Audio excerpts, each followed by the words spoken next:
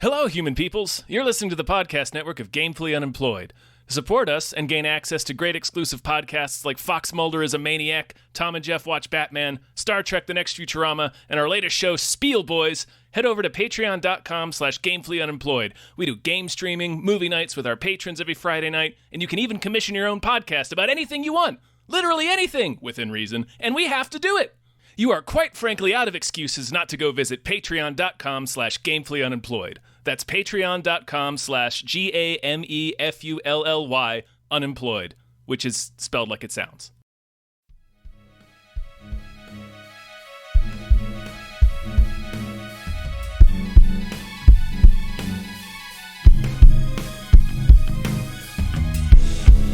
Hypecast mit Tom Reimann und David Bell.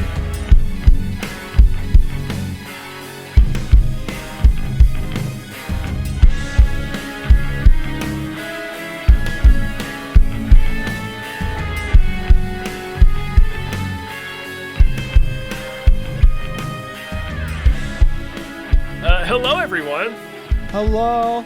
We're another episode of Hypecast. Hypecast. It's the show where we get hyped about stuff and things. I'm your co-host, Tom Ryman. I'm the other one, David Bell. And I'm Adam Todd Brown. Am I supposed to introduce myself? Yeah, you did it right. Hey. How are you? Hey, everybody. Welcome to Hypecast, where we get hype about casts. A podcast all about podcasts. Yep. And occasionally, This week on minor voice NPR. cracks when we do the intro. These things happen. Yeah. No big deal. Listen, it's nobody's fault. Nobody's to blame. Yeah. Except for my fault. maybe I blame the deep state. Yeah. Well, yeah. Well, they're behind everything, Yeah. of course. you know? And also just the state. I blame the state. The comedy group? Well, Yeah, I mean, it seems.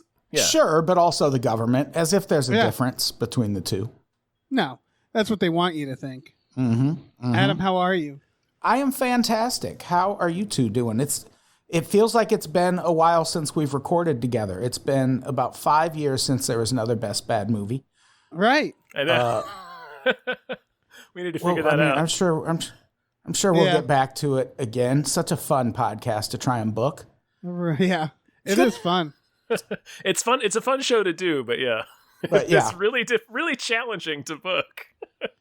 yeah, we're starting to really scrape the bottom of the barrel in terms of what people think constitutes a bad movie. Right. But we'll find enough. How are you two doing? You know? So well. Yeah. Exactly that. I'm pretty hyped. Mhm. You know, I'm a little gassed. tired, but I'm hyped, you know? So I'm feeling I'm a little mellow. You're I'm a little typed. mellow. I'm typed, you know? Yeah. You're that's what I am. loud. Is it loud and mellow? Yeah. See, that's Got Ah. my car towed. Got my car towed this morning. Got it back. oh, cool. That's about it. What did you do wrong? What law did you break? How did you I offend made the the police? Dave? mistake of parking somewhere for 4 days that they were then going to repave and not tell anybody. So I parked on a perfectly good road. 4 days later, I show back up. It's been repaved. My car's gone. And it's like, well, fuck you too then, Los Angeles. Fuck you too. Like in the span of 4 days, they put up the signs saying we're going to repave, towed all the cars and repaved. So that's bullshit. It's a real Los Angeles move. Yeah. I feel like you could fight that. I do too. And I think they know it, which is why they didn't charge me much overall for the tow. But like, I shouldn't have charged you anything. I know. And so it's this situation where it's like, do I spend a day going to a courthouse or do I just eat this money? They kidnapped my car. They just kidnapped my car and then I had to pay to get it back. That's what happened. Bullshit. It's the cops do this all the time too. They bank on you not deciding it's not worth the hassle to go in and fight it. Yeah, exactly. Like when they do small asset seizure or whatever it's called. Which is why if you do fight it, half the time they don't show up. You know. Mm-hmm. Yeah. In this case, I don't think there's a cop that needs to show up. I don't know. Excuse me. I'm going to take it all the way to the mayor. That's all I'm saying. Just follow the money. Y'all Dave. better watch out. Free David Bell. Free Yeah. David Bell. Hashtag free David Bell. Justice for Dave. Yep. Hell yeah. It's you know what? It's time. It's high time you got some justice, Dave. Thank you. Yeah. It's about time a white guy catches a fucking break. Exactly. Honestly, yeah. And it's going to go so Come much on. better than that summer that we both bought Judge Dredd helmets. Yes. So much better. Yeah. Is it? Not much better. But It sounds like a good summer. Yeah. I feel ideally I'll end up with less bullet fragments in my femur. Let's name Can I some share- producers, Dave. Oh, wait, what were you Okay. going to say? I was going to share more like just mundane news about myself. Nah, But let's if do the we page. can just do producers, Let's and do then the I'll producers, slip it yeah. in later. Hey, big thank you to our producers, starting with Darth Driftless the Wise. Thank you. Thank you. It feels like that's mixing two movie series. All right. Oh no, I guess not, because there is it doesn't matter. Thank you to Hombre. Thank Thank you. you. Thank you to Heathcliff's Helping Handfuls. Thank you. Thank you to the conveniently placed self-destruct button on the top of every baby's head. Thank you. So convenient. What? Thank you to Samuel Beckett's Mortgage and Donuts and Mortgage Emporium. My Thank you. apologies. Thank you to Snapper Carr Punches God in the Dick. Thank you. Thank you to @NerdNumbers. Thank you so much. Thank you to Mike the Lurker. Thank you. Thank you to Dracula, the bus driving vampire. Thank you. Thank you to Brockway Loves the Meat Millie. Boy, does he. Thank Can't get enough you of it. to David Knife Boot. Henson. Thank Knife you. Boot. Knife boot. Knife Boot. Let me take over here. Thank you to Grubblebee. Thank you. Thank you to Screaming Horse Pyramid. Thank you. Thank you to Look Mom on a podcast. Thank you. Thank you to Zex Merquise, the Lightning Baron. Thank you. It Thank was you- lightning. it was turns out lightning. they put lighting, and Oh. they messaged me like, "Oh no, it's lightning." And so you were I right. thought maybe they were just really into theater. Yeah, I know. I'm the Lighting Baron. Thank you to Deborah's awesome, Barbara's great, and Cancer can go to hell. Thank you. Oh, Adam, I'm so glad you're here for this. Okay. Yes. Thank you for Numino Ultra Microscopic Silica Volcanoconiosis Anti-Disestablishmentarianism Jones. Thank you. Nailed Thank it. you. Thank you to the baby from Eraserhead. Thank you. Thank you to Chiz Lily Tits. Thank you. Thank you to these 7 Bs. Thank you. And thank you to Breezy Ruizy. Thank you. All right. Dave, we got a real flight of trailers this week. A real dabbling, a real what do they call it? When it's like all the bunch. servings are small so that everybody can A pick lot. at it. That is A called lot. It's called a flight. A flight? Yeah. Yeah. Okay. A flight. Yeah, and I don't think we have to spend Tapas? too Is much. that what it is? That's not right. Tapas. I don't know, man. Small plates. We have Small small plates, yeah. plates of trailers today. So many We don't trailers. have to spend too much time on some of these, I would say. Sure. Like for example, our first one is for The Midnight Club, which is directed by Mike Flanagan. Yeah. a Mike Based Flanagan off a joint. Christopher Pike, right? Mm-hmm. It's based off a couple of Christopher Pike novels. This is we saw a teaser. This is the actual trailer. Bunch Mm-hmm. of dying kids telling each other spooky stories. Looks Yeah. like there's like ghosts in their lives as well. It's hard to tell. Yeah. I'm into this because I like Mike Flanagan. The YA aspect of it I don't mind either because I was really into Fear Street last year, and also super excited about using the toadies in the trailer. Yeah, it was Yes. Fucking Possum Kingdom. That song That- rules. excellent use That of made me feel Possum Kingdom. old. That made me Yeah. feel really old though, because Yeah. it's like reimagining of like a '70s song. You know, it's like creepy '90s song, and it's like, Oh, yeah. oh no. Oh yeah, that song is 25 years old, probably Yeah. 27. Yeah. real bummer. Yeah, But they watched that video on Beavis and Butthead, Dave. Yeah, they sure did. This it feels like it's Flanagan pulling his punches because he's doing a more younger. Like this is like Ouija 2 Flanagan. You know what I mean? Yeah, but Ouija 2 still fucked pretty hard. Oh no, Yeah, I'm not. That's yeah, not it a did. critique. You know, like I think horror. You can make horror for different ages, right? Mhm. And that doesn't mean it's bad or good. And he's Flanagan is a great horror director. I'm where you are, Tom, where I'm just like, yeah, it's Mike Flanagan. I don't always love his stuff. I just he's always very solid for me. You know.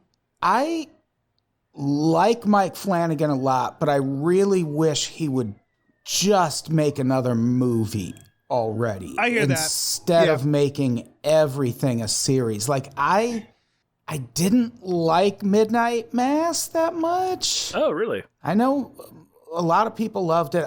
Hamish Linklater was amazing in it. He was captivating. Yeah. Yeah, he was like, he made it watchable for me. Right. But I'm so bummed whenever anything takes a vampire turn these days.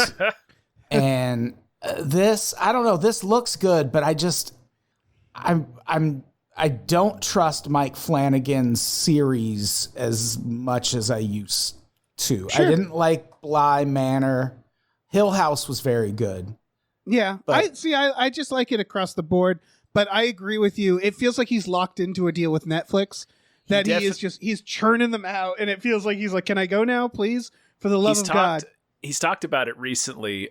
His deal with his sort of like film deal with Warner Brothers kind of fell through when Dr. Sleep underperformed.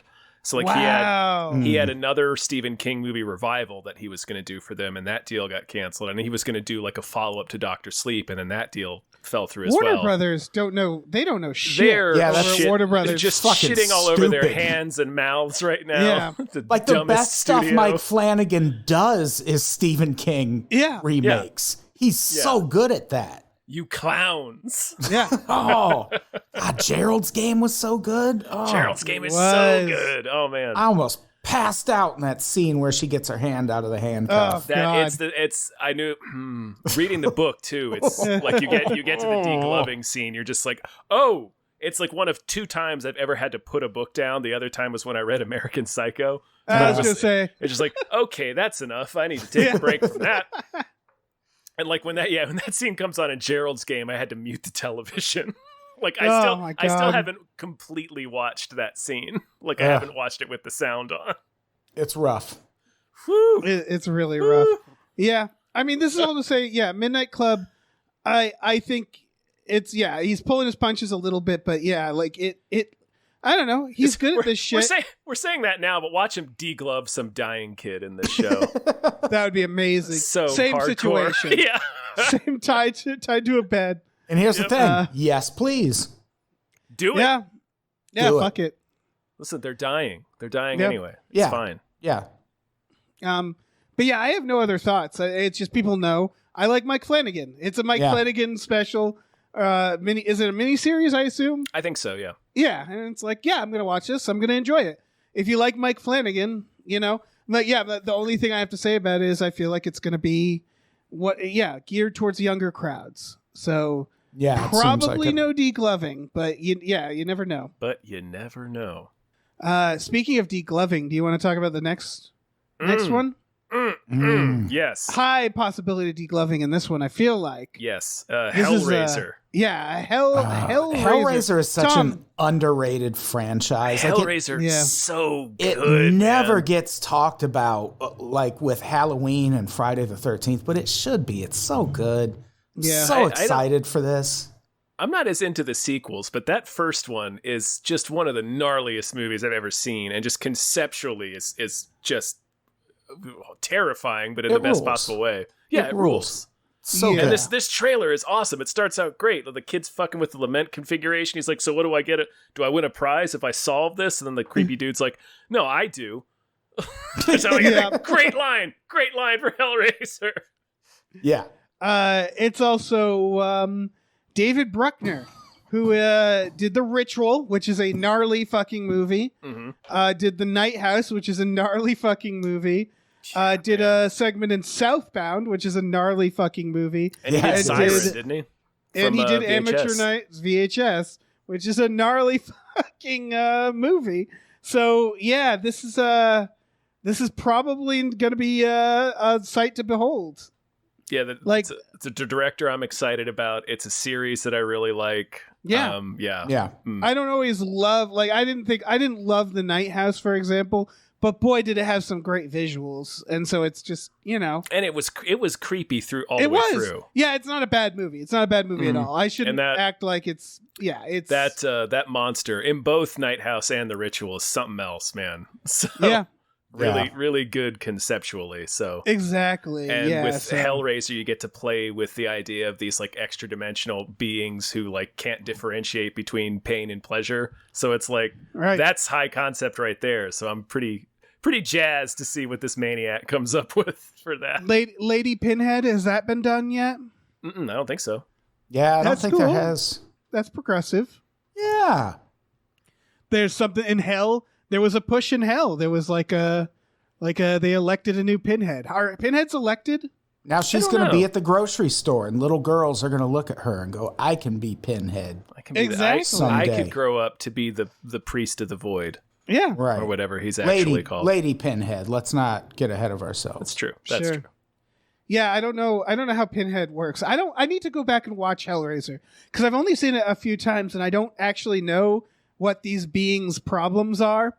What they're up to. Nothing They really. raise hell, Dave. Basically, yeah, they're just.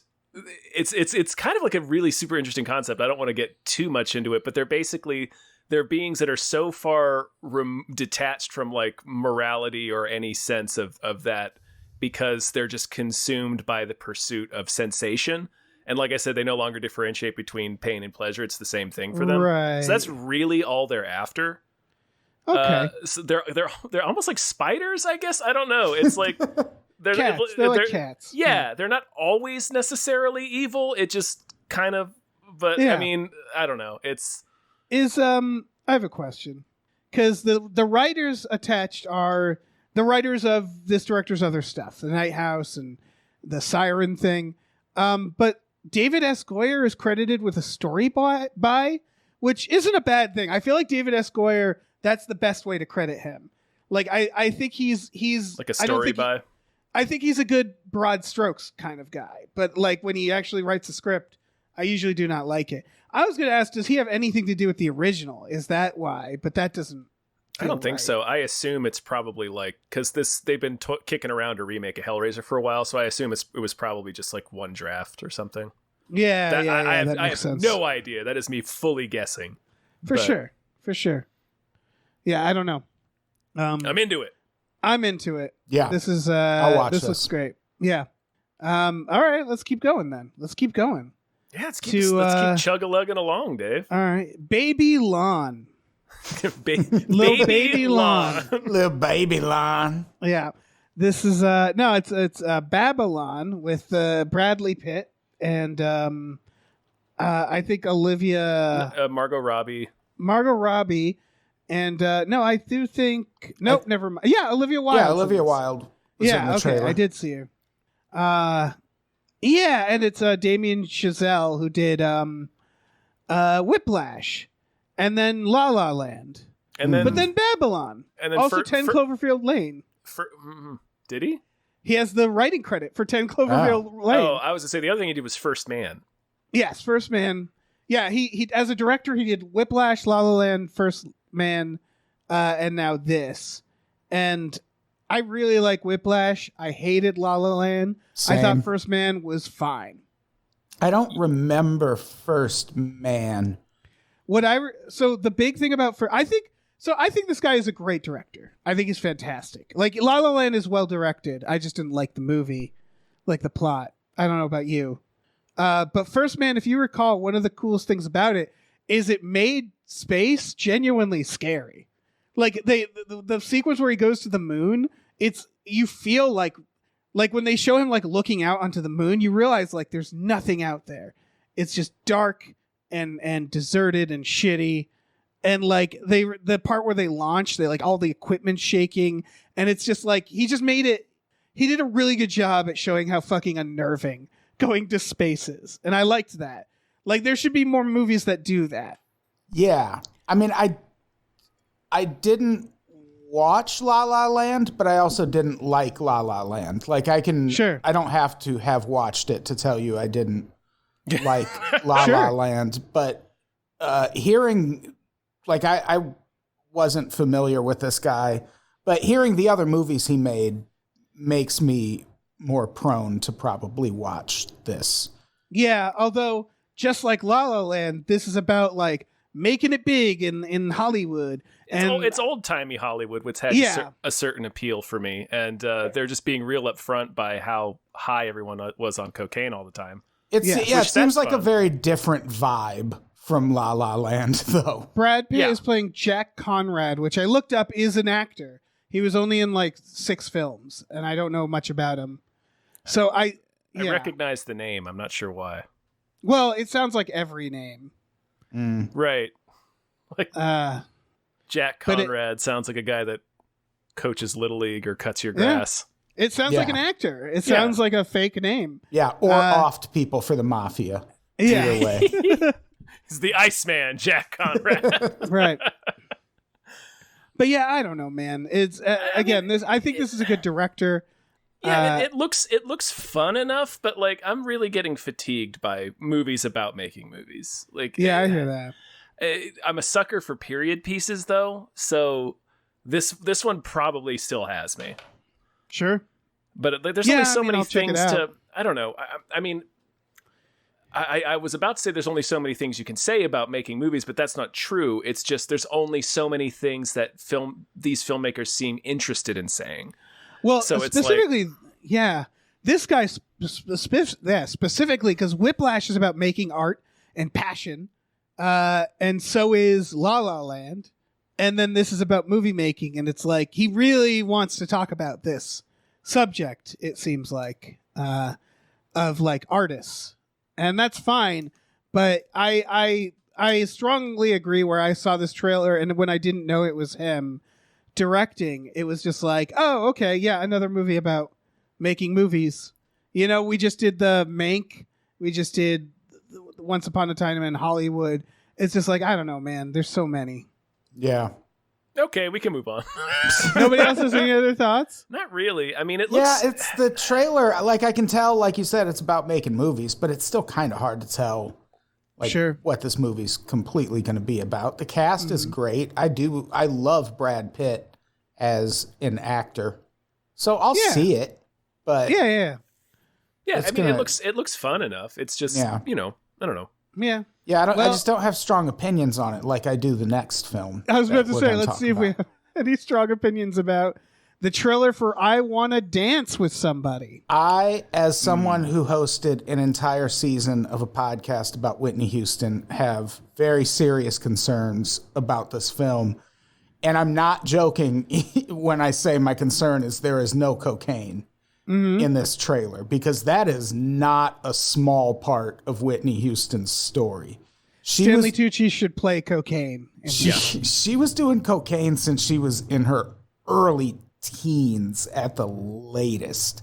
Right. Like Whitney Houston, they do touch on the thing where she got a lot of criticism for her music not being black enough.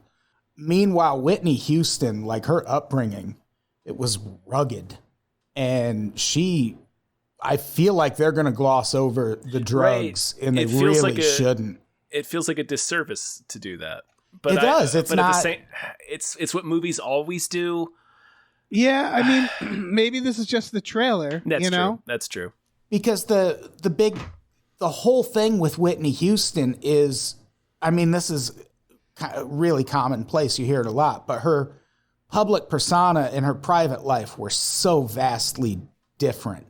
And she really had, like, her public image was really controlled and regulated. And there were a lot of things that, for whatever reason, she just couldn't be when she was alive. Like, there's a good chance that Whitney Houston was at least bisexual. Like, her friend Robin was probably the love of her life. And she was never really able, like, there's a famous clip of her mom being interviewed by Oprah. And her mom was like, if you found out your daughter was gay, would you be okay with it? And her mom was like, no, of course not. And there's just a lot, like, Whitney Houston wasn't, like, the documentary about her, I think, is called Can I Be Me? And that was her whole struggle, is she never really, like, no one ever really saw Whitney Houston until it was, like, too late. And you were seeing her on that reality show and things were, like, too far gone. Like, this trailer reminds me of did you see All Eyes on Me, the Tupac movie? I did not. I didn't. It's terrible. It's a Wikipedia page, basically. That's why. Yeah, it's so bad. And I'm worried this is going to be the same thing. And Whitney Houston deserves much better. Like, she deserves a gritty fucking horror movie about her life. Right, like, what happened to her is, like, not dissimilar with what was happening with Britney Spears for the past 15 years. Yeah. Or their past 25 years, or, you know. Sounds like she needs, like, a mini series. Yeah, there's a Bobby Brown miniseries that obviously involves Whitney Houston a lot. And there's some really harrowing stuff in that. Like, there's one moment where Bobby Brown he's having a seizure on the kitchen floor, and Whitney Houston is just standing over him, berating him for taking all the drugs. And she just like walks off and leaves him to die on the kitchen floor. And like, everyone confirms that happened. Like, he wasn't fabricating that. Like, right. Bobby and Whitney is a crazy story. It's nuts. Yeah. And I just feel like this movie's not going to get it right. Let me tell you the writer what else they wrote, and you can tell me if they're going to get it right or not. Okay. This is the writer of The Two Popes, Bohemian Rhapsody, Oh no. Darkest Hour, and The Theory of Everything. Oh, All wow. they make is feel-good biopics, glossing over. I was about to say, two of those specifically, Theory of Everything and Bohemian Rhapsody, got criticized heavily for omitting quote-unquote unfavorable aspects of the story. This is the PR version. This is that's what we're getting. This writer specifically writes the puff piece versions. Yeah. So that's what this will probably be. Whitney Houston's story should be a fucking Blumhouse film. Like, it's so dark and so heavy. Like, it deserves better than this. Yeah. Well, maybe we can hope, but maybe one day. I'm sure this is not going to be the only movie that's ever made about. Maybe this will be his Babe Pig in the City, where he's making all these feel good biopics, and then one day you go see the Whitney Houston one. You're just scarred for life. That'd be glorious. This is the one where they decided to stop fucking around. You want to talk about this next thing? Yeah. This next thing is blowing my mind. This is Mr. Harrigan's phone. Premise. Oh man, no! I love the premise. I read this. It's a Stephen King short. Yeah, it's a short story in his collection called If It Bleeds. This is a really it's a short story, but it's a spooky little story. So yeah, this should make a cool movie. And the lineup of people making it, it's Blumhouse, Stephen King, and who was the third name they show right at the beginning of the trailer? Ryan Murphy, I think. Yeah, Ryan Murphy. It is the director of, are you ready for this? The founder, Saving Mr. Banks and The Blind Side. He's never made a horror movie. Oh, good. I'm like, whoa. I'm still, that's like, I don't think that's a bad thing. No, not at all. Yeah, I'm just like, what the fuck? Like, tonally, that's going to be, I'm so curious to know what he's going to, because it feels like, it doesn't feel like a full-on horror movie. It feels like kind of like a coming-of-age thriller. Like, Jordan Peele was doing comedy for 20-some years before he made a horror movie, and it was great. That's what I mean, is like, it feels like there's some emotional beats here that they specifically, and he wrote it as well. He wrote this, he adapted it. So I'm just like super curious about this. It's basically about a high school student played by Book of Henry. Played by the kid from It. Who befriends this old rich guy who's kind of a shit to everybody except for him, Mr. Harrigan, played by Donald Sutherland. And the kid gets Mr. Harrigan a cell phone so they can text each other or whatever. And then Mr. Harrigan dies. And the kid puts the cell phone in Mr. Harrigan's pocket when he buries him, just because it was their connection. And he calls him one night, because sometimes you do that when people die. Sometimes you call them or text them and leave a message. That happens. I've done that. Which does raise the question of where this kid got this old man a cell phone plan. But go on. I forget. They explain it in the story, but whatever. And it's a period piece in that it's like wireless. An iPhone. You pay as you go. It's iPhone. It's like the first iPhone. It's an old iPhone. Yeah. It's noticeably an old iPhone. But he starts getting like responses from Mr. Harrigan, and like things he's asked Mr. Harrigan for help with, like the bully, start getting taken care of. And they're kind of revealing like Mr. Harrigan was actually kind of a fucked up guy. Like, he's a real Donald Sutherland type. Yeah. Yeah. He was a real Donald Sutherland, it turns out. Yeah. I saw Donald Sutherland in downtown LA once. That man is a giant. Oh no, yeah. He's like so Slender Man. Tall. Yeah, it was frightening. It's unnerving. Yeah. He was looking for an ATM and I didn't help. No, I would ran. I'm not getting wrapped up in whatever you're doing, Donald Sutherland. I don't need to know what you need cash for. Lord. You bailing out Kiefer? Jump into another Christmas tree? Oh my God. Listen, there's not enough whiskey, Adam. Keith. Country legend Kiefer Sutherland. Yeah, we love you. We love you, Keith. Legend. Yeah, of course we do. Yeah, this looks wicked fun. That's all there is to it. Coming to Netflix, I think, next month. Yeah, looks well shot. Yeah, it looks good. It looks a lot of the movies that, like the Hellraiser movie, one other one that we looked at.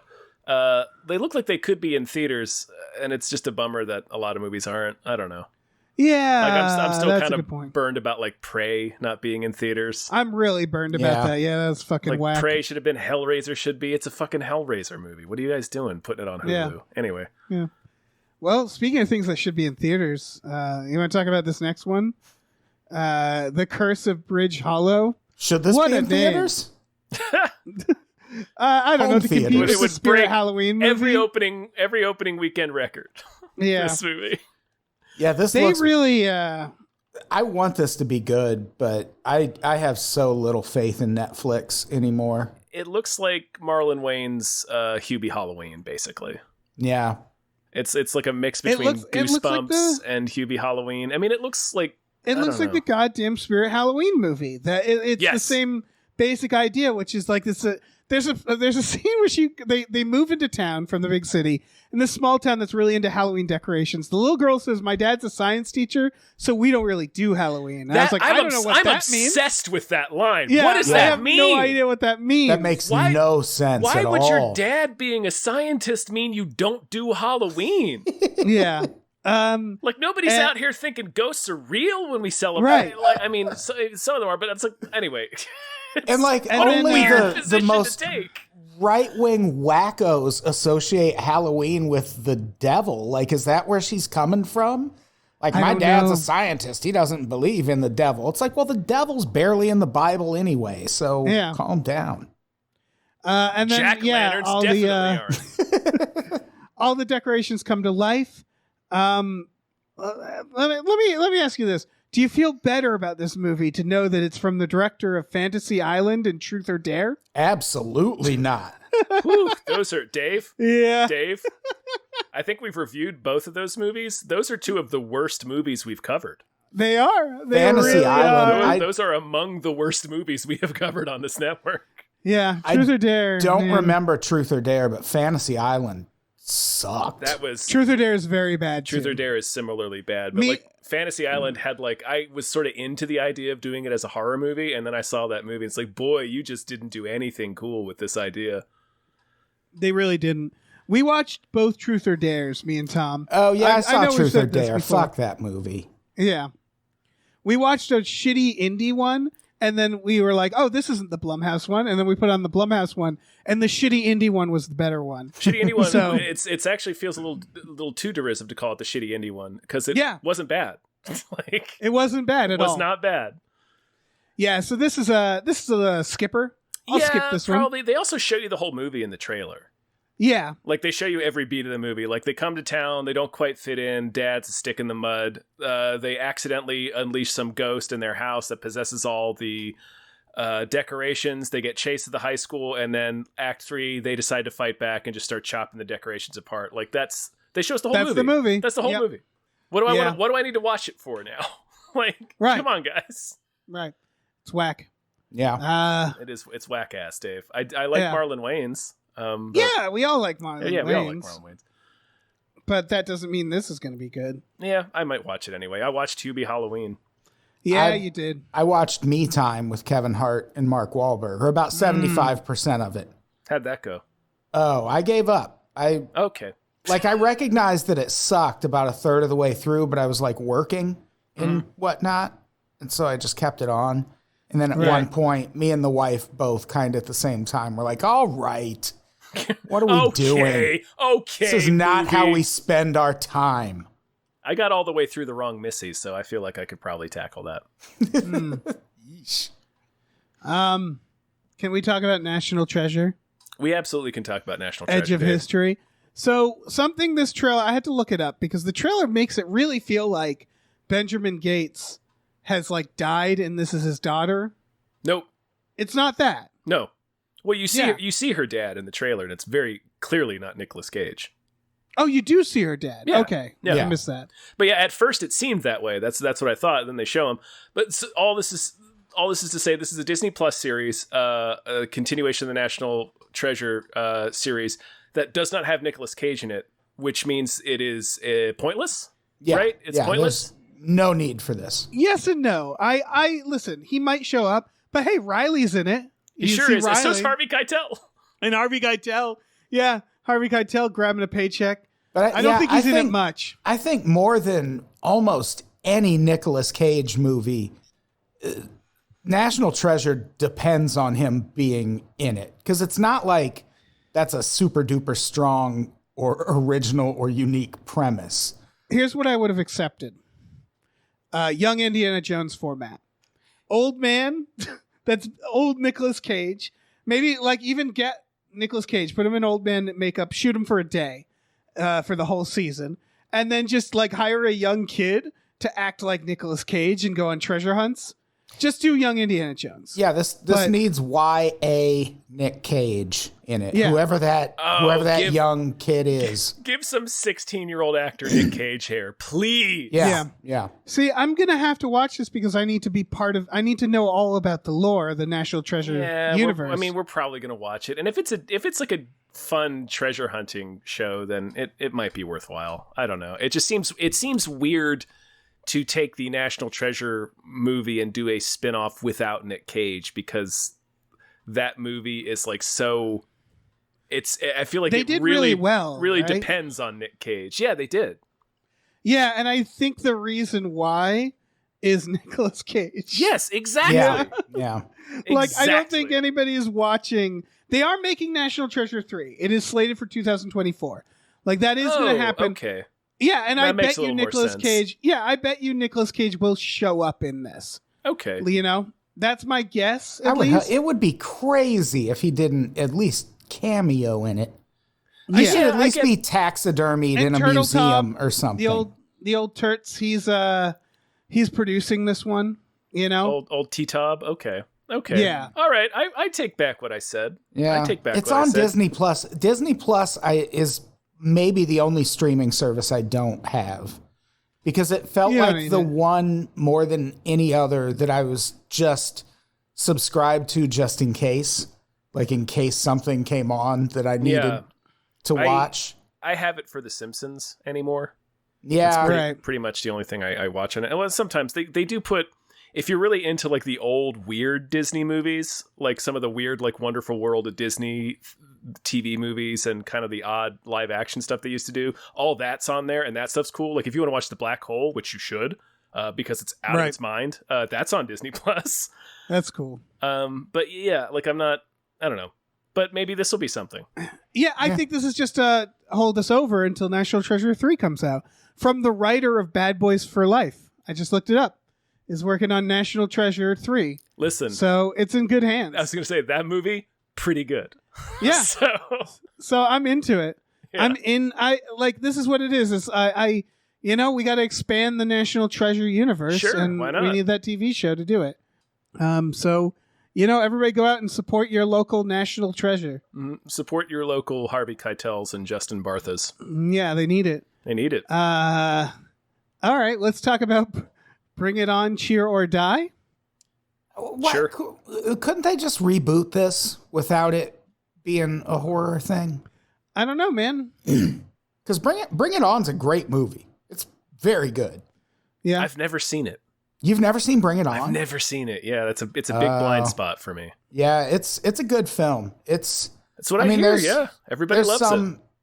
It didn't all age great. It's a late 90s rom-com. So, There's some gay jokes in it, things of the like, but overall, it still holds up. I watched it again a year or two ago for an episode of Listcast. And yeah, I would be fine with a reboot of that, but this just looks silly. Here's my thoughts on this. Imagine you were tasked with writing. Bring it on, what is this, 4, 5? They've made several like straight to streaming and DVD ones. Yeah, there've been a bunch. Yeah. I would say this is as good as anything to do. Right? Like, this is like, yeah, fuck it. You know, like, all right, we're making another Bring It On. Let's make it a horror movie. And it's like, yeah, why the fuck not? I'm not saying this will be good. I'm just saying, like, in terms of, like, when you're in this deep into sequels, like, why not just change the genre, you know, and just do something else? I have a feeling this will be very bad. I don't think this will be a good horror movie, you know? I think it'll be like, look at us, you know? Like, it'll be a lot of, like, patting itself on the back or being like, how outrageous is this, you know? That's the impression I get, like, just from the trailer. The trailer is like, yes, Bring It On. We're a horror movie now. And it's like, you're so proud that you're a horror movie. It feels a little too. I mean, it's only a 30-second trailer for like a sci-fi original movie, but like it does feel a little too self-aware. Like it's so proud of itself for making Bring It On a horror movie. That's really all the only message the trailer is conveying. It's like, aren't we so cheeky and fun that we made Bring It On into a horror movie? So I don't know. It might be fun. I don't know.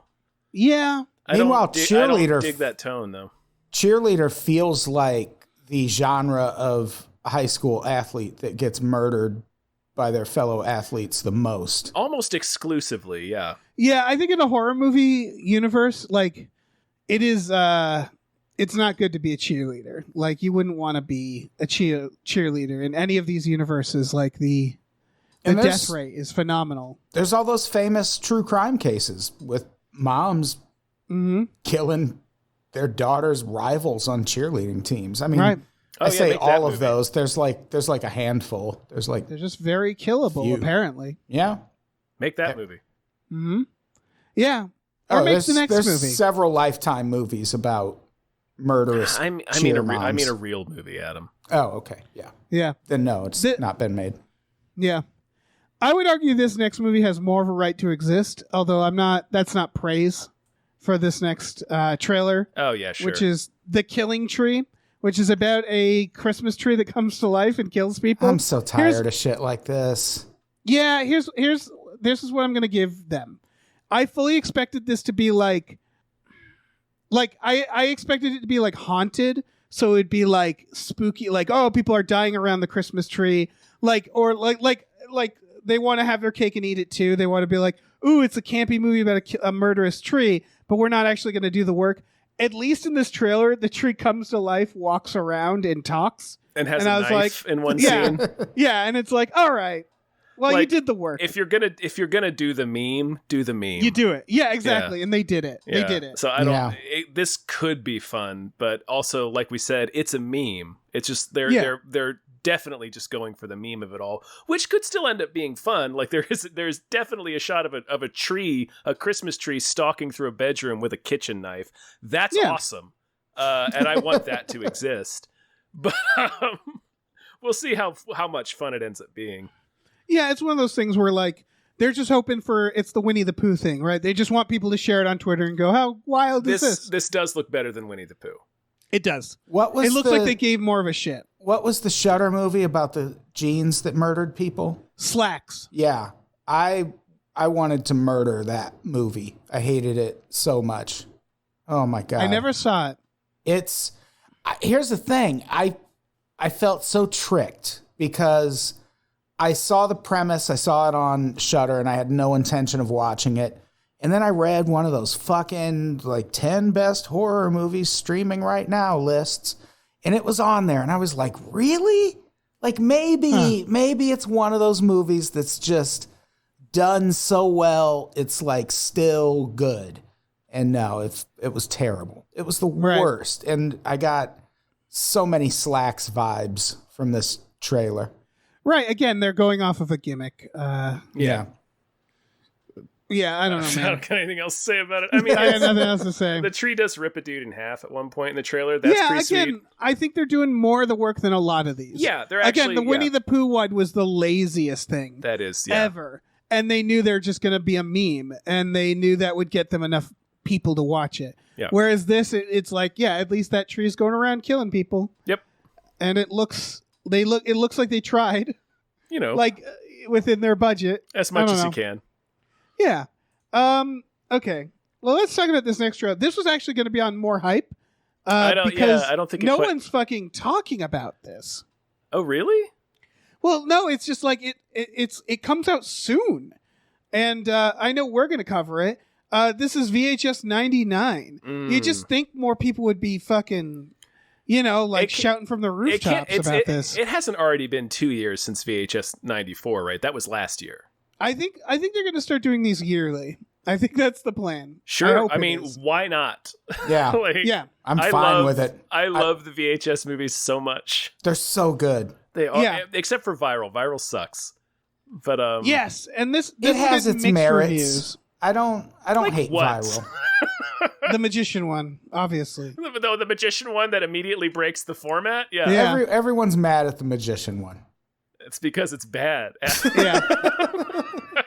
It's very bad. Well, this one, okay, so some of the highlights, the director of Tragedy Girls. Have you seen that? Oh, no. I loved Tragedy Girls. Yeah, I was going to say, that's a very fun movie. And the directors of Deadstream, which hasn't come out, but everybody's praising it. And I don't want to, I know what their short is. I kind of had it ruined for me, so I won't tell you guys. Oh, don't you dare. But needless to say, they really are very Raimi inspired. Is what people are like, Deadstream and their short in this sound like it's fucking out of control. So that's going to be fun. Yeah, no, I'm every VHS 94 was like so good. So fun. Hell, Rotman. Hey, fucking Rotma, my God. So good. The fucking militia and the vampire. The vampire militia. It's like, even though nobody talks about the Wake one, but I really like the Wake one. I think that's spooky. The Wake one's great. Yeah.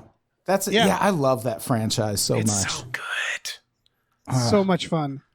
And this, I'm sure I'll like at least one thing from it, I feel like they've learned their lesson from Viral. I don't know what the lesson is. It's just make it, like, give a shit. Yeah, you have to give a shit, yeah. But this, I mean, the directors involved, it sounds like it's going to be fun. Mm-hmm. It's there. I don't know. It's getting like medium reviews of people who are, watch the other ones and like them and stuff. So it's probably, it might not be the strongest one, but who gives a shit? It's VHS. Yeah. Coming out next month. So excited. Yeah. Yeah. And if it's bad, you know what? I can just watch 94 again. Exactly. 94 is so good. So good.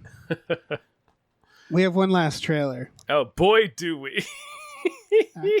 This just dropped. I had to add it in last minute. You did. You came swooping in. I had to. At first, I was like, no more trailers. And then this dropped, and I'm like, fuck. Nope. This is an M. Night Shyamalan movie. Yeah, we stopped the presses for M. Night. Yeah, Knock at the Cabin. Let me tell you, there's good M. Night and there's bad M. Night. And when I started watching this trailer, I thought maybe it was good M. Night. And then by the end, I'm thinking maybe it's not. It might be. It could go either way. I do wish this trailer hadn't told us so much. Yeah. I would have wanted to see it more. Like, the trailer could have just stopped with the mysterious knocking at the door and and all the people who are out of focus, even though one of them's clearly Dave Bautista. Yeah, you can't hide that. You can't hide Bautista. He is difficult to conceal. Yeah, this appears to be. It's a group of armed strangers come to this cabin, and tie up this family and say, "We're here to stop the apocalypse, and you have to make a choice." That's all we know, and it's like a home invasion. I'm wondering if it's like a "Would you go back in time and kill the next Hitler" situation, where it's like they're from the future. Oh. They actually do, like, something about this family causes the apocalypse. And they're like, listen, we have to do something that's bad to you that you didn't, like he says, like, I have to do something today and it breaks my heart. Cause it feels like it's like you didn't do anything bad. It's just that by killing or hurting you guys. We're going to prevent something bad. You know what I mean? That's the vibe, right? Kinda, yeah. Like they're clearly not. They clearly have no ill will against this family. So that's my guess. My guess is it's we've traveled back in time, and we need to kill like your daughter or something. Or here's a choice we're going to give you. I'm sure that's what it's going to be. Yeah. Yeah. And I'm sure they will have, right? They probably will have. It's M. Night Shyamalan. Yeah. Yeah. It's hard to tell. M. Night Shyamalan, mostly because of Servant. I liked I still need to watch that, yeah. Yeah, me too. I liked Old a whole lot. You did like Old. I did. Interesting. You liked Old. I did. Let's all stop for a second, man. Let's talk about that. I feel like M. Night Shyamalan has been mostly good in recent years. I think Old was fun as schlock. It's a fun schlock watch. Yeah, I mean, it's not like I wouldn't have voted for it if I had an Oscar vote or anything, but it's like far from his worst movies. That's true. Yeah, that's true. It wasn't ever boring. That's for sure. And Servant is so good. Right. I've loved Servant since it started. It's I gotta season see that. 3 Yeah, I need now. to watch that. So he's got enough. I liked The Visit. Yeah, I like The Visit. He's got enough credibility with me again that I'll risk it. I know it's always risky with Shyamalan, but I just remembered Glass. Oh, that's a real piece of shit. All right. Yeah, here's the thing about Shyamalan. He knows how to start a film, and he knows I would argue The Happening, great premise. Great premise Not for a bad movie. premise. I mean, he is a good director. For yeah, sure. He's a great director, and he's very good at thinking up a premise. Yeah. And then he says, why not have Mark Wahlberg in it? You know, and he starts making the spiral of bad decisions, you know?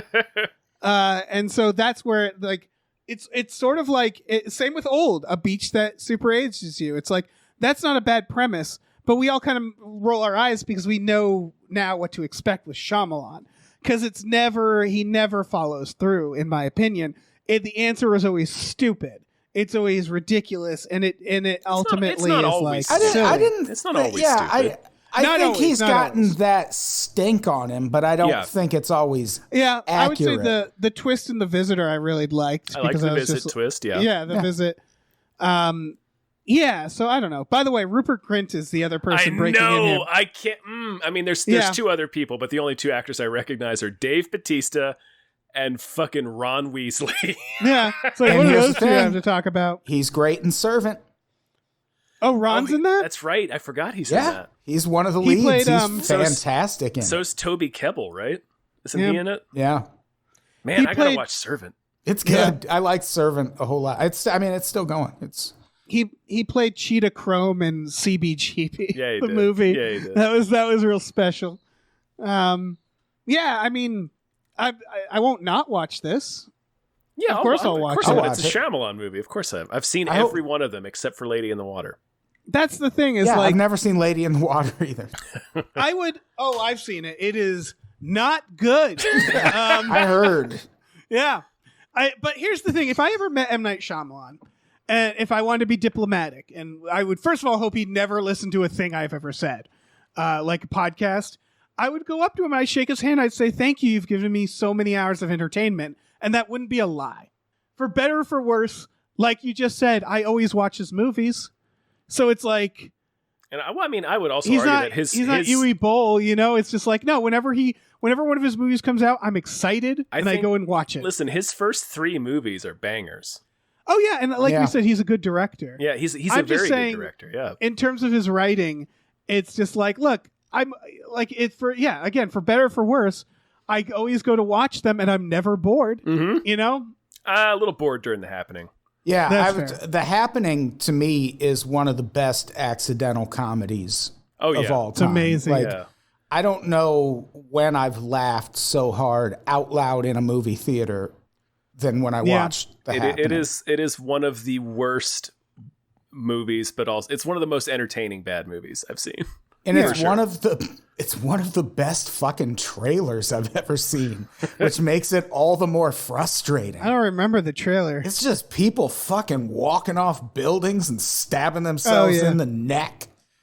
It's great. Again, it's gnarly. Great premise. It's a great premise. Yeah. I even like the explanation in that it's a spore in the air. Yeah, it's like a Ray Bradbury story or some shit. Yeah, but then every like time the like Earth being like, I have to get rid of some of you. Every time the bushes would start rustling, it was just so funny. It's like, oh, here it comes. The execution is not good, but the idea is sound.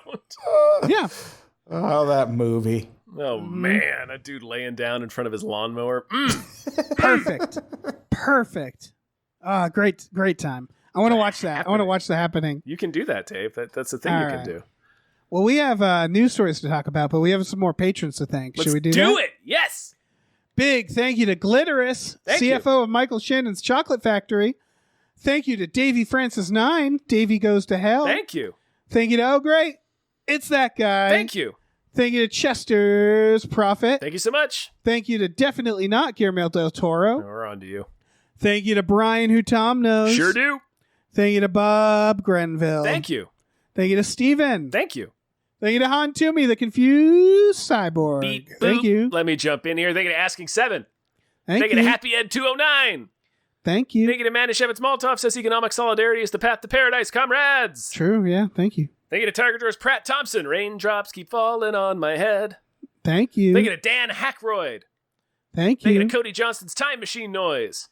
Thank you to Pete Forpagel. Thank you. Thank you to listen to the hit song Books Are My Aesthetic, theme from If This Book Exists, You're in the Wrong Universe. Thank you. Sweet. So, Tom Hardy. Let's kick his ass. Let's jump him. Why? Like, there's that story of him chasing down a purse snatcher. Yeah, and and then this is him quietly entering a martial arts tournament and winning.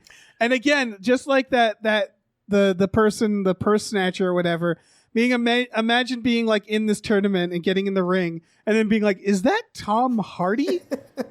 And then getting your ass handed to you by Tom Hardy. Because it wouldn't have been immediately obvious, because he entered the fight as Edward Hardy, which I guess is either his real name or like his full name. Ed Hardy. Ed Hardy. So you're getting in the ring and then you're like, wait a minute. Yeah.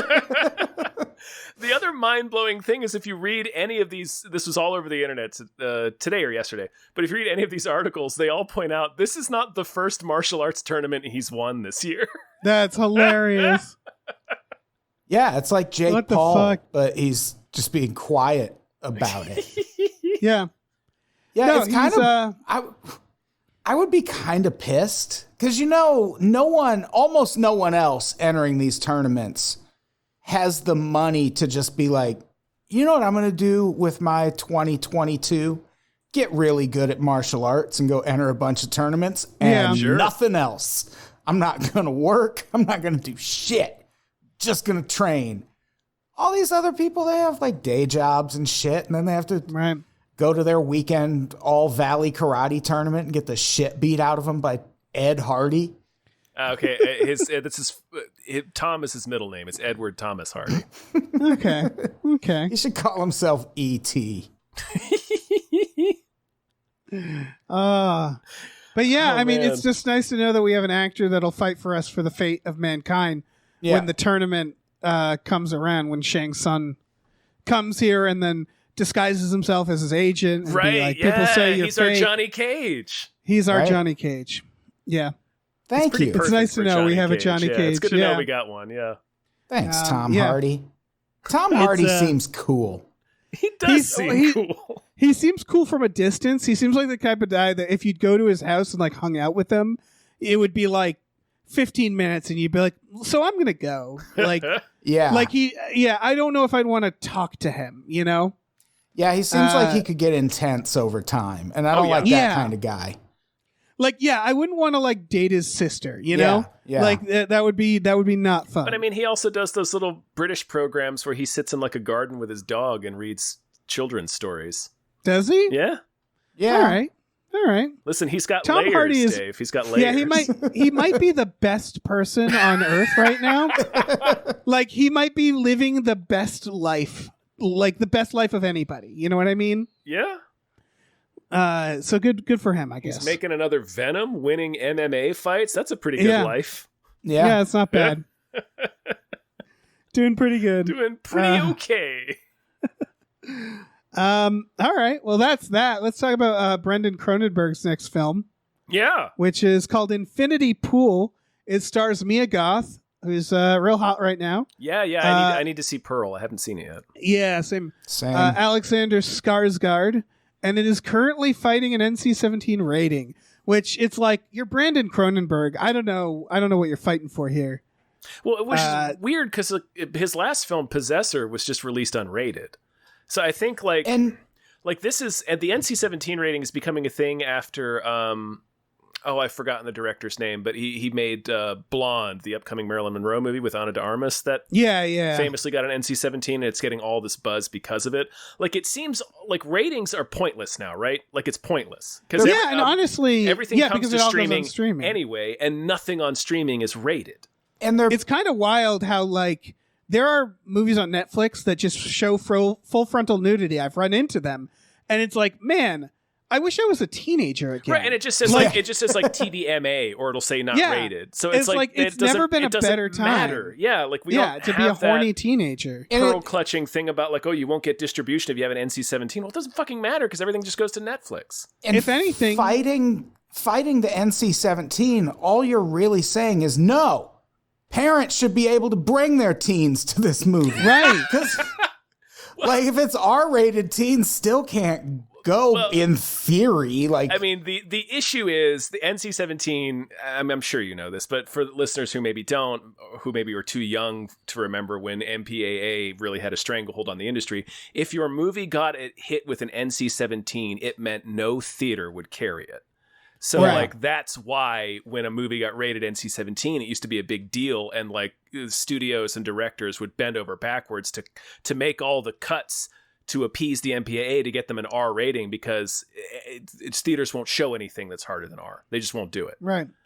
Yeah. But it doesn't matter anymore. Yeah. You'd really think Brendan Cronenberg would be like, I'm Brendan Cronenberg, son of David Cronenberg, and my movie is NC-17. Now, who wants to watch it? Quite frankly, and it's like, everybody. Everybody wants to watch that. It's incredible. Some David Cronenberg films that were released with an R rating weren't NC-17. Yeah. So I don't know. This sounds exciting. I'm into this. Yeah, sure. Whatever it is. I'll watch it. Mia Goth is great. I've heard such good things Possessor. about her in Pearl. She was good in X. Yeah, I like X a lot. I mean, yeah, really excited to watch Pearl. Yeah, me too. And I wasn't a huge fan of X, but it feels like Mia Goth is gonna make Pearl a really good watch. That's everything I've heard. Yeah, exactly. That's it for news stories, folks. Real thin spattering of news today, Dave. Yeah, thin spatter. A light dressing. A vinaigrette of news. A light jizzing. Sure. A misting of news. A misting of news. Yeah. Well, let's thank some more patrons. Let's do it, yeah. Big thank you to Del Griffith, the shower curtain fella. Thank you. Thank you to the Midnight Patron with Patrons at Midnight. Thank you. Thank you to Exploding Runes. Thank you so much. Thank you to Andrew, the Proud Satanist. Hail Satan. Thank you to Vincent. Thank you. Thank you to Rev MD. Thank you so much. Thank you to Bootler Boodleson. Thank you. Thank you to Tux. Tux. Thank you to Ricky Cilantro. Thank you. Thank you to Norm from Cheers. Norm. Thank you to Space McNulty. Floating among the stars where he belongs. Yeah. Let me jump in here. Thank you to your mom. Thank you to Nolan, Tubi Stark, Harold Mayton. Thank you. Thank you to Andrew. Adam Todd Brown deserves more hype. McGuire. Thank you. Thank you to AJ. You do, Adam. Thank you. Thank you to Tip Drizzle. Thank you. Thank you to Burrito Mouth. Thank you to the ghost of Dave Thomas. Thank you. Thank you to Aaron Burser. Thank you. Thank you to Christopher Robert Sparts, Esquire. Thank you. Thank you to Mackenzie Fuck Shuffling with Willem Dafoe's confusingly large dick. Chill. Thank you. Thank you to Funky J. Thank you. And thank you to Pie Guy. Thanks. Dave. Oh, do we got pictures of that Willem Dick foe? You can look it up. I think it's Antichrist.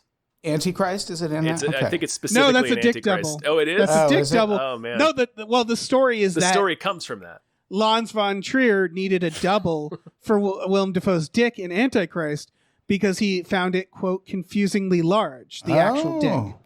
Yeah, that's what happened. Is Willem Dafoe's dick was too big to put in a Lance von Trier movie. Right. His hog was apparently so swole that Lars von Trier was like, nobody's going to believe this. Yeah. Yeah. So, I like hauntingly big dick. We need a stunt dick.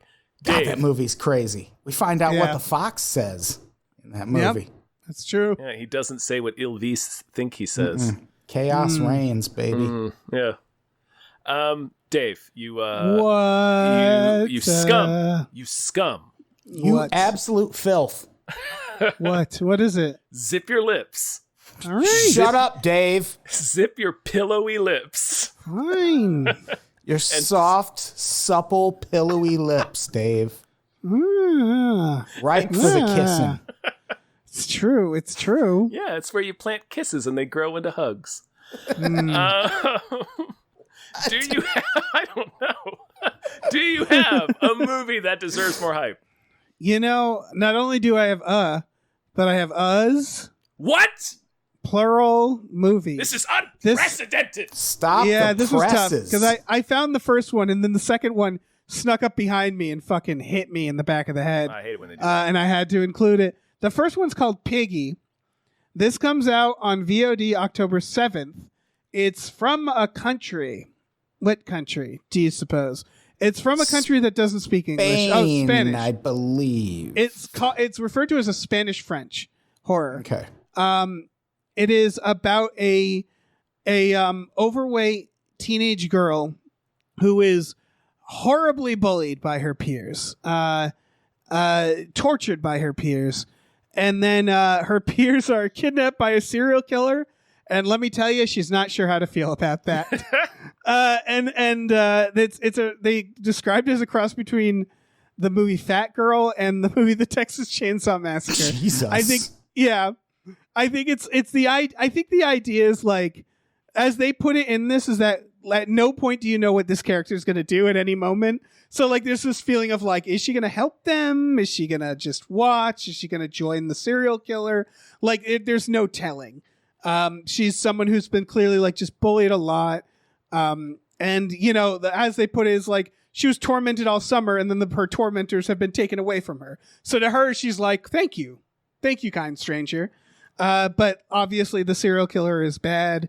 So I don't know. It's getting a lot of really good reviews. Though the main character, apparently, she's just like, it's really good performance. It just looks really interesting. What do you guys think of this? I think it looks great. Yeah, I'm really into this. Yeah, it looks fucking wild. It's a good trailer too. Yes, it's a great trailer, and it feels like one of those where it's like the reviews and stuff are all kind of like, yeah, we'll let you just watch it and see what happens. You know, it's a lot of that. So I'm super curious about this one. Yeah, just watching the trailer, I'm already all right with her letting the bullies die. Like, right. The idea is they're really nasty. Really mean. Yeah. Really awful. And so I think it's about that idea of, having compassion for the worst people and maybe not having compassion. Like, it really seems like it's a horror movie. So I think it's going to, it's going to have fun with that idea. So that's called Piggy. Again, October 7th. This next one is coming out October 14th. This just, I did not know. Shocktober is just stacked. Yeah, this one took me by surprise, too. Yeah. So this is the movie Decision to Leave, directed by Park Chan-wook. For people who don't know, that is the director of Old Boy. It sure is. Yep. The Vengeance Trilogy, Thirst, Stoker, The Little Drummer Girl, and AMC. He is an incredible director, and this just came out of fucking nowhere. It was just like, wait, what? Park Chan-wook's making a movie and it's coming out in like a couple weeks. Yeah. And it's a murder mystery. I don't know. It's about a rich guy who fucking falls off a cliff. The detectives are trying to figure out if it was an accident. It seems like an accident, but his wife sure seems sketchy. And then, all the reviews basically say, and we can't tell you anything else. It honestly, it kind of has a Basic Instinct vibe to it, right? Where it's like the detectives investigating the death. It seems suspicious. The wife shows up. She's suspicious as hell, but they start to have a relationship. It's all sinister and noirish. And then the trailer, like every second of it seems like creepy and murdery. And then it just says the most romantic film of the year. It's like, right? Yeah, one of the pull quotes is one of the most romantic films of the year. Yeah. Well, all I know is the reviews basically say halfway point, it changes. It takes a turn. And they don't, again, all the reviews are like, we won't tell you what that is. Basically, the way they put it is it's impossible to review this movie because without spoiling it is what they're saying. So I didn't look too much more into it for obvious reasons. Yeah, I'm fascinated to see it now. Yeah. Yeah, I hadn't heard anything about this. Yeah, me either. Yeah, people, it's fucked up that no one, like the trailer has okay amount. It has like 80,000 views, and it's like, that's still not enough. This is the fucking director of Oldboy, and he's got a movie coming out in a couple weeks. Why am I just hearing about this? It went through Sundance. Everybody loved it there. It's got, great reviews. Looks fucking wild. If you like this director, I imagine you'll like this movie. And you should. Yeah. Also, The Handmaiden. He made The Handmaiden. That was a fucking wild movie. He makes some wild fucking movies. That's really it with him. Yeah. I think that's it. I think we've done it, right? I think that's a I think so. Have we done it? We've come to the end. Done it. Holy shit. My word. Oh, thank you so much for being on the show, Adam. Hey, thank you for having me. It was a lot of fun. Yeah, man. Anytime. You want to plug some stuff? You want to say some things? Oh, the Unpops Network. You know where to find me at Unpops on Twitter and on Patreon at Unpops. The John Daly season of You Don't Even Like Sports will be out for the public soon. Ooh. We're doing a Fleetwood Mac season of the Music Pod. Ooh. And let me tell you, crazier than you think. Huh. I'm really looking forward to that, actually. This is all good news, yeah. Yeah, even before Lindsey Buckingham and Stevie Nicks joined the band, there are two separate members who leave for wander off and... Sorry, go ahead. Well, they both take psychedelic drugs and find Jesus and are like, I'm done. Wow. Well, yeah, one of them literally wanders off and joins a cult while they're on tour in Germany. While they're on tour. Wow. It's no, nuts. that happened twice. Yeah, no, Germany, and then also they had another member who did that exact same thing in L.A. They found him at a Children of God warehouse in L.A., and he was like, not touring anymore. So you know who they called to replace him? The guy who wandered off with a cult in Germany. And he comes back and says, I will play Black Magic Woman and then 70 minutes of free-form jazz. And that's all I'll do. And then we can finish this tour. And they were like, all right, fine, I guess. Fine. Fascinating story. Amazing. So, yeah, check all that out.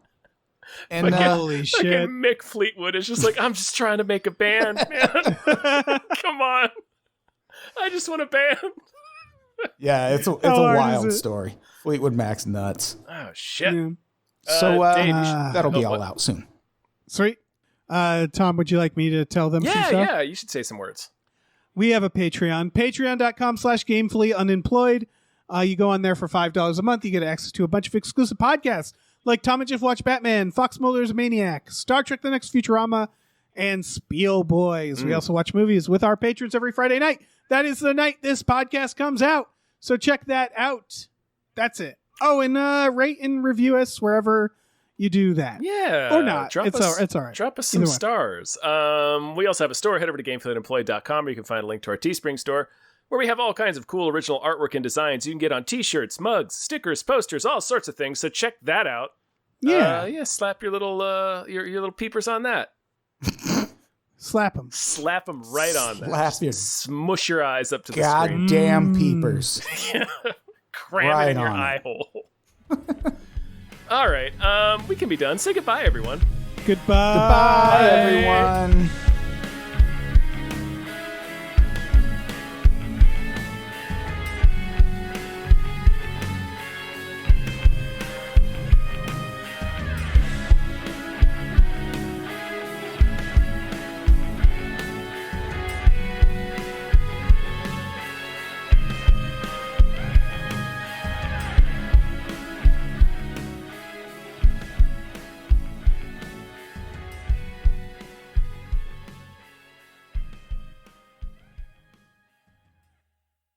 Our music is produced by Chris Corlew. You can follow him on Twitter at @thecorlew, Corlew, and find more music at shipwreckedsailor.bandcamp.com. Our artwork is produced by Justin Brown. You can follow him on Twitter at @JustinTBrown, and find more of his artwork at artnessbyjustinbrown.com and justinbrown.info.